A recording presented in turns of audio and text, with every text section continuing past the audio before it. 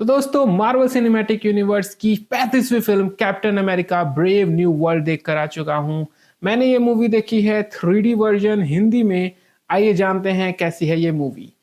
तो जैसा कि हम सबको पता है कि कैप्टन अमेरिका की जो मूवी रहती है उसमें कुछ न कुछ पॉलिटिकल ड्रामा ऐड किया होता है। जैसे कि पहली मूवी में अगर हम देखें कैप्टन अमेरिका की, तो उसमें वर्ल्ड वॉर के रिलेटेड कुछ था। फिर सेकंड मूवी में भी ऐसा ही कुछ पॉलिटिकल टेंशन था। थर्ड मूवी में भी हमने देखा था कि किस प्रकार से अवेंजर्स पर रोक लगाने के लिए एक पॉलिटिकल चीजें होती है।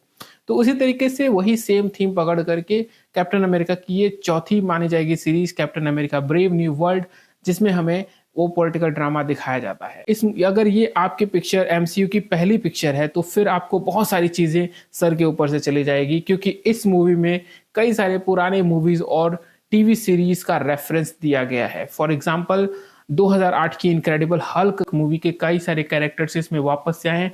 तो एक तरीके से देखा जाए तो शायद ये इनक्रेडिबल हल्क का ही अगला पार्ट माना जा सकता है, इसका सीक्वल माना जा सकता है। मूवी के एक्शन सीन जो भी हैं वो भी काफ़ी जानदार लगे हैं, मुझे बहुत ही पसंद आए। और कई सारे एक्शन सीन में बीजीएम सुनने में भी काफ़ी अच्छा लगता है। कई जगहों पे मूवीज़ के जो साउंड इफ़ेक्ट्स थे वो भी काफ़ी तगड़े थे।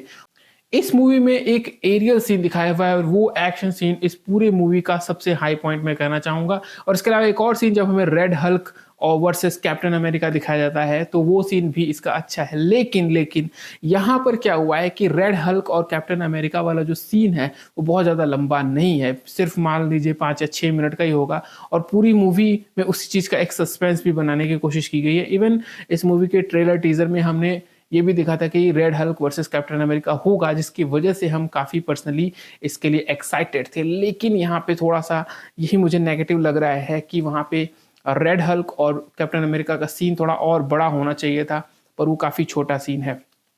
इस मूवी का विलन भी कुछ खास हमें कमाल करता हुआ नहीं दिखता है और इस वजह से ये मूवी थोड़ी सी डिसअपॉइंट करती है।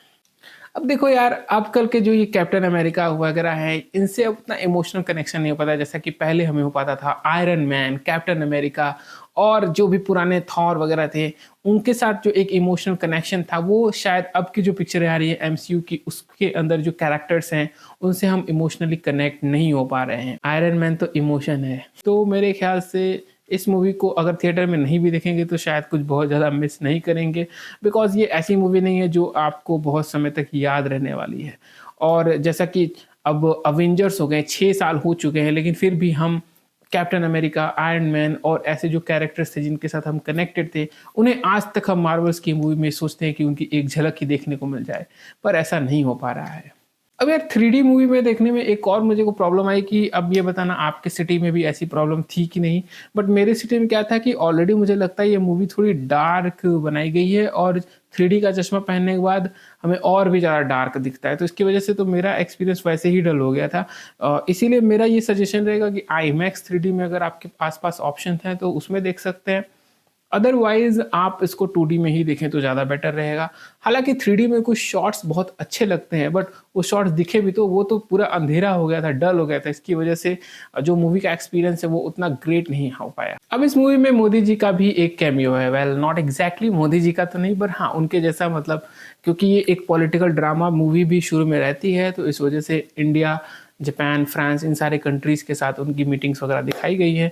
तो वहाँ पे हमें मोदी जी के जैसा कैरेक्टर भी वहाँ पे दिखाया जाता है।